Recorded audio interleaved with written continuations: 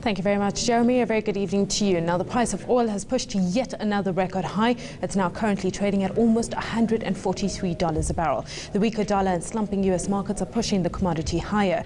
U.S. markets are suffering sharp falls this evening. With just a few minutes to go, Wall Street looks set to close in the red once again. The Dow Jones Industrial Average is over 1% in the red at 11,340 points, almost in a bear market.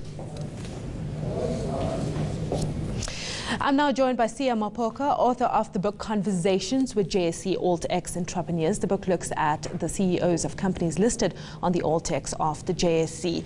A very good evening to you, Sia. Thank you very much for joining me. Just taking a look at this book, what exactly were you aiming to accomplish? There were two things really that I wanted to achieve about this book. The first one was to get South African entrepreneurs to share their success stories, to share the whole process, the whole journey, and how they persevered to succeed, because it's not as simple as everybody thinks it is. And I think the other thing was to introduce the AltX to other entrepreneurs who are not yet listed on the stock exchange as another platform for them to raise funding to grow their businesses. It actually was very interesting, but before we get to the CEOs, Noah Greenhill himself, who started the AltX, has an inspirational story himself, just the fact on how he actually started the AltX. Yes. Yes, Noah's story is also very, very interesting, and I think the whole book is really about entrepreneurship. If you look at how the AltX was set up, that in itself is an entrepreneurial journey, and he started on the back foot already. If you think about the other similar smaller exchanges that existed in the 90s and how they failed, and when he came in, everybody thinking that this was doomed to fail, and so far it's been a good story.